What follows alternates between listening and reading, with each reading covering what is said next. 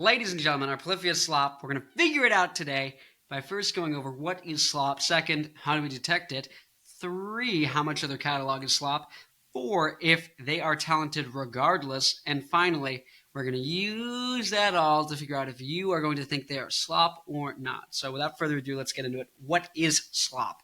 Here we have the music matrix. We have energy from 0 to 10, you could say, or 0 to 11, Spinal Tap. Energy and or intensity, right?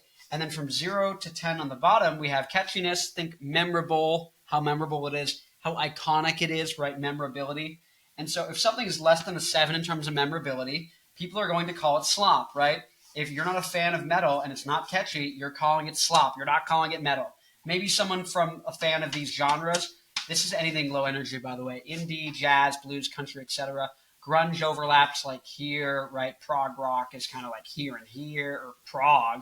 And then prog rock is like prog metal. Like it gets needlessly cumbersome. The basics of it is less than a 7 catchy means slop. If it's catchy and low energy, low intensity, it gets called pop by people. And if it's higher energy and it's catchy, it gets called rock. Now, without further ado, so from 0 to 3, this is like music that people fall asleep to or is like very calm.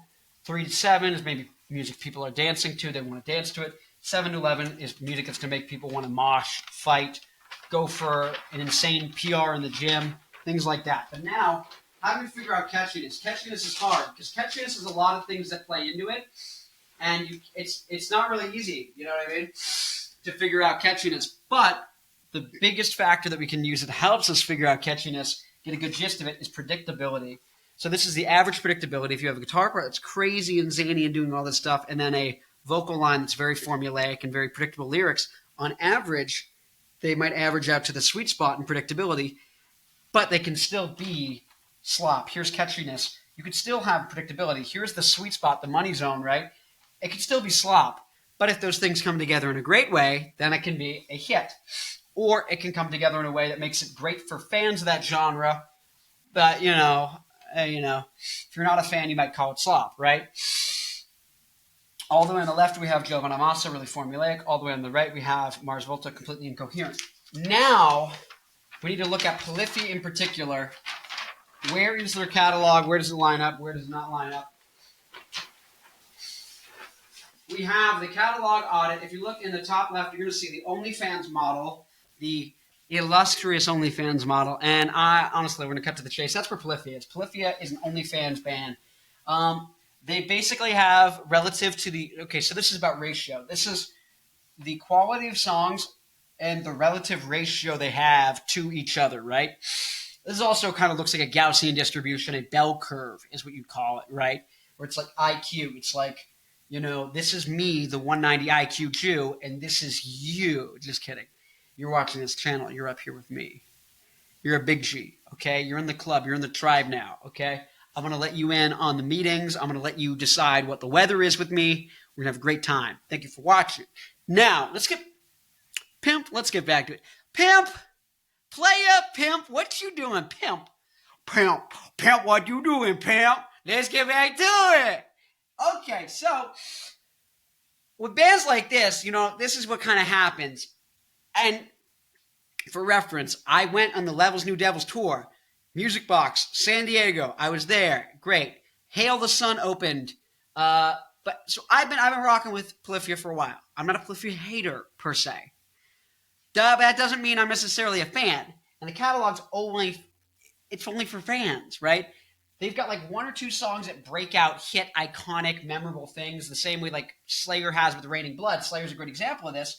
But like in general, like who's going to get any mileage out of the Slayer catalog? It's fans. Fans are going to get a lot out. To fans, there's no slop, but there's also like how many crossover things that fans aren't going to like or that non-fans are going to love and put on a playlist. It's like maybe 3-4 songs. But if you're not like a fan of it, like, I don't know, you'll have maybe OD, Goat, Playing God, definitely ABC. But like outside of that, you're not going to have Champagne and Ivory. Like you're not. If you're not a fan of just like shred or chill trap beats to study to, like you're not going to be listening. You're not listening to it. So that's the thing. So it is good. But so for normies, they're going to say, okay, hits are here, this is good, everything else is slop. And to a normie, this whole density of all like the music of Polyphia basically is slop to them. But to people who like it, the entirety of this is the good stuff and this is the slop, which there's barely any of. So all of it's good to Polyphia fans. That's why it's an OnlyFans distribution, right? Motorhead's like that. I love Motorhead. But they're like that. They don't have many like crossover hit songs. So this isn't really a bad thing. And none of these are particularly bad. This is the only one that's actually bad. And Faith No More doesn't belong there. They belong there. Yes, I wrote this wrong. I have to replace them with someone else. But that's where Polyphia goes. That's where Polyphia goes. And so if you ask someone who's not a fan, they're going to say they're not that good. And you might be saying, okay, so why, Connor? And so this is an important thing. Why are you saying they're not that catchy? I like these songs. They're memorable. Here's the thing. If you think dun dun dun dun dun dun dun dun dun dun dun dun dun dun dun, but there's so many instrumental pieces of music that are iconic.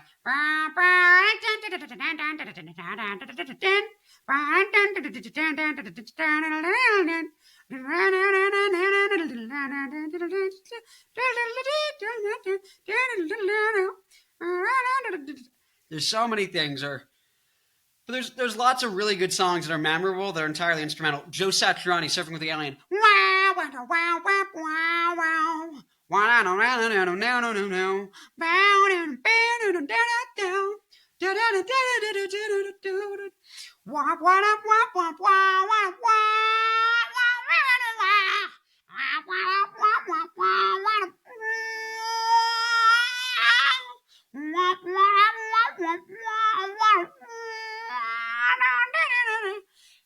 I haven't heard that in like 3 years, and I can sing the whole thing just like that because it's so good stuck in there.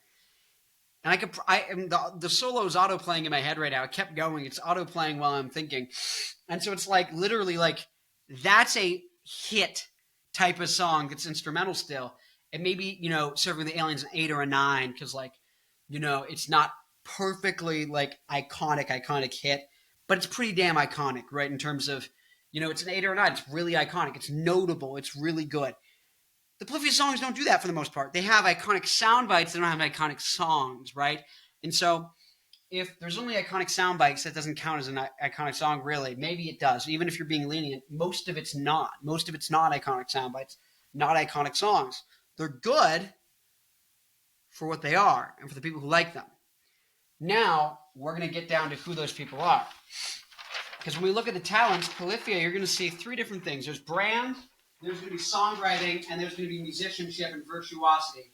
Now, this is the thing. This is where bands get interesting, right? I was just talking about Black Flag in the last video. Black Flag have an amazing brand. They can't write songs for shit, and they're mildly remarkable in musicianship.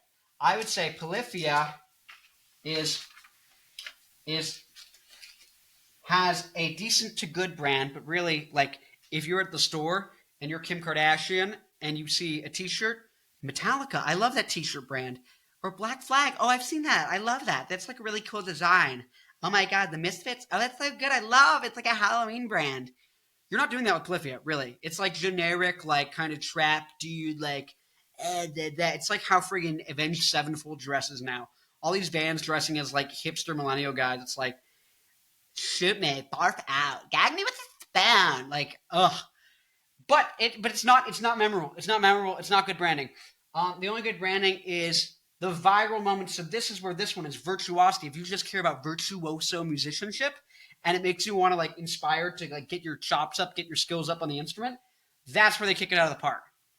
That's where they kick it out of the park. So if you just care about this, you don't give a shit about brand, then you're going to say they're the best band ever. They're amazing. They're the greatest band of all time. Connor, how could you dare say, I'm not saying this is how they are. I'm just saying people who care about this are going to say they're fine. People who care about this are going to say they're amazing. People who care about the songwriting and really, really catchy, iconic songs are going to say they're dog water. And so these people are all going to have different opinions. That's what you see with an OnlyFans catalog. That tends to be what you see, right? Is you see people split like this. Black Flag, almost identical. I think except I moved one in the middle. So now, where am I going to put them? Where do I personally put Polyphia? And where do I think you guys are going to differ and why you're going to disagree or agree? So most people think generally, what's the intensity and catchiness and iconicness I associate with this band? And most people, I think it goes with the top 10 songs they actually know from that band that they like. And so this is kind of what I'm thinking of. Is for me, I love OD. Is really good. Goat's really good. 40 Ounce is good. Okay, Goat's not the catchiest thing ever, but it's like, notable. So Strange is actually really catchy. ABC is amazing. If they did more songs like ABC, they would be on the top, whatever. They'd be on the pop rock charts. ABC is right here. It's a 5 on energy, and it's a 10 in terms of iconicness. It's amazing. I'm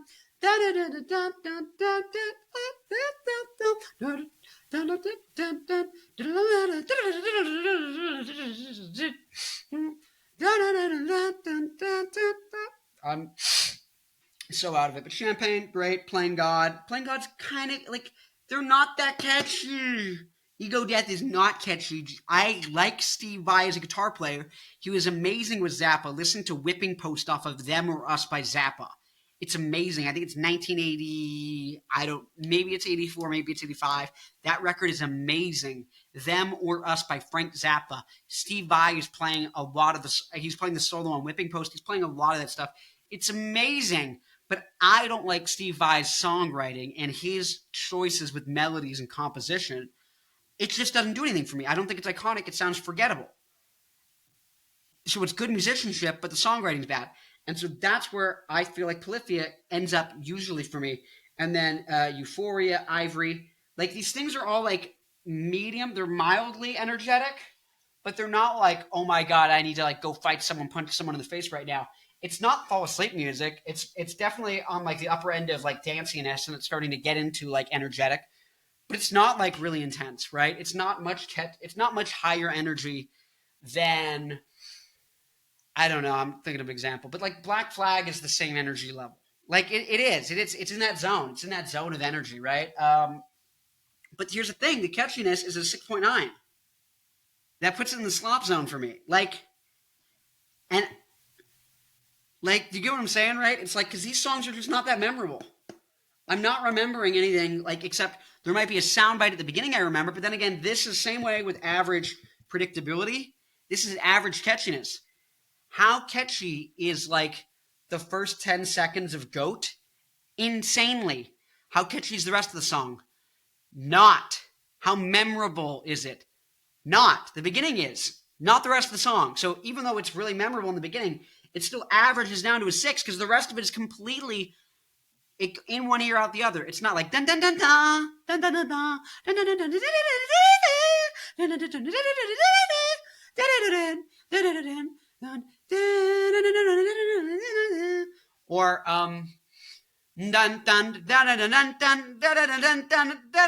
dun. Hey, oi! I'm the 190 IQ Jew, Hava Nagila. No, I'm just trying to think. I should have a little yarmulke on. It should just have, that's too crazy. That's too crazy. I saw, it was like, I think it was a communist person trying to make fun of capitalism and whatever you think on, economic systems. It doesn't matter. It doesn't matter. But it was so funny is it was a gold and black flag, and it had a dollar sign that was diagonal, right? And with a line through it. And if you take away some of the lines, it's a swastika. But if you keep the lines, it's a dollar sign. And so I was like, it'd be really funny if I had a golden kippa with a like dollar sign, like a rectangular dollar sign with like right angles. Because then a right angle S with a line through it, even though it's a dollar sign, you could take away lines and make it a swastika. And so I was like, that'd be really funny because I'm the 190 IQ Jew. If it says I'm the 190 IQ Jew and then it has the dollar symbol on it, you're like, that combines all the stereotypes that people have. But anyways, yeah. So, dude, they're kind of energetic, right? And you come across, and then, oh wait, you don't come across. Holy cow! Yeah, they're less. They're in the 7 to 6 range, or the 5 to 6 range here. 5 to 7, but really 5 to 6.5 is the range in terms of an intensity of a Polyphia song, and then the catchiness is between 6 and 7. So, like, they're in this, like, kind of like punk prog range. They're not really, most people are going to call them slop. If you really like them, you're going to call them rock. Most people are going to call it slop. That's going to be the thing. If you're, like, a guitarist who loves shredding, and I'll put it this way, if you really love Steve Vai's solo music, you're going to love it. You're going to love it. You're going to say it's slop. Anyone who tells you otherwise is crazy. You like Steven Wilson, you might, like, and there's nothing wrong with their music. It's not bad. It's just, I think most people are going to call it slop because for most people, it's not doing what they want, right? And so there's nothing wrong with your preference or my preference. That's the thing too. People go, oh, it's bad or it's good. It's not really. I mean, some stuff is. Some stuff is like, okay, here's the thing. Some stuff is for no one, right? If it's really not catchy and it doesn't have the energy level, it's like, it might be for no one. It might legitimately be for no one, right? Like, completely unlistenable music past a 3, like, maybe, but like, even here, if it's like a low energy level, like, maybe people want to listen to it to fall asleep to. And it doesn't need to be memorable or iconic, but it does need to be somewhat good. This kind of does go for quality as well. So it's like, it does need to be well done to a certain extent. The Polyphia stuff is well done, but no, I guess this is catchiness. This is catchiness. It's not catchy enough because, I'm trying not to be biased about that, and trying not to be like, I'm trying to make sure that I'm not just saying something, confirming a belief I had going into the video. But I'm genuinely like, I don't think they're as catchy as other instrumental things. Like if you think what's the Superman theme? Bam bam ba bam ba bam bam bam bam ba bam ba bam bam bam bam bam bam bam bam bam bam bam, or the A Team, bam bam bam bam bam bam bam bam bam da da da da, or Rocky, bam bam bam bam bam bam bam bam bam bam bam bam bam bam bam bam bam bam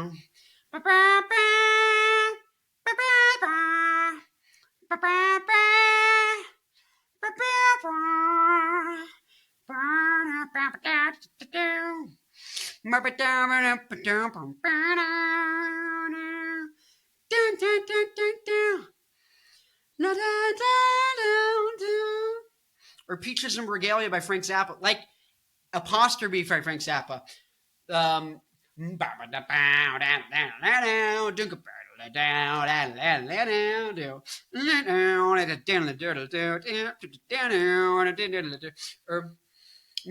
Or Echidnas Are For You by Frank Zappa.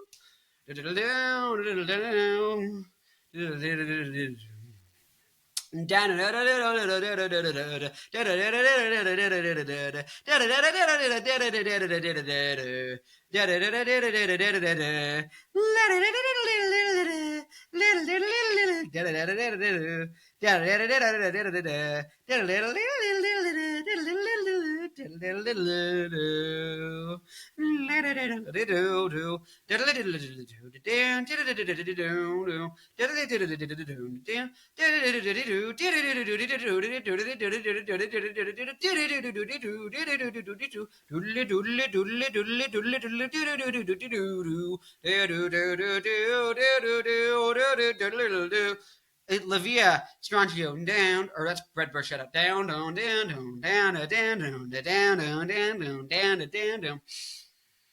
And the forest all the past.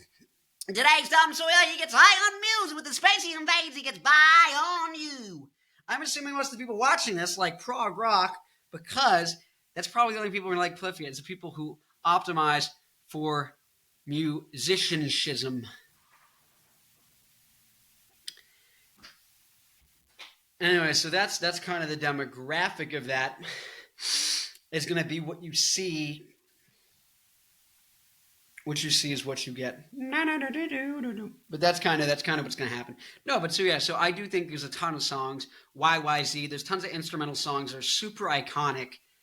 And Polyphia songs don't have that. They don't have that. They very easily could. But I think they're like trying to have like too much of an aesthetic.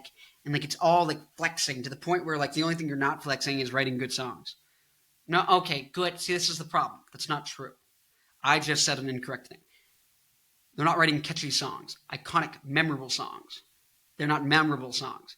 That's what you're not flexing, is your ability to write memorable songs to people who aren't just people who are sycophants because they're so impressed by your guitar ability and want to have your guitar ability. But if you want guitar ability, it's so that you can use it to write memorable, iconic, catchy songs. That's the whole point. And on that note, like, comment, subscribe. I'll see you in the next video. Parasocial relationship, parasocial. We're like buddies now. Your family doesn't love you. I love you. I'll see you in like, I don't know, what am I doing next? Try not to burp simulator. Maybe it's the Smiths. I think. I don't know. Bye.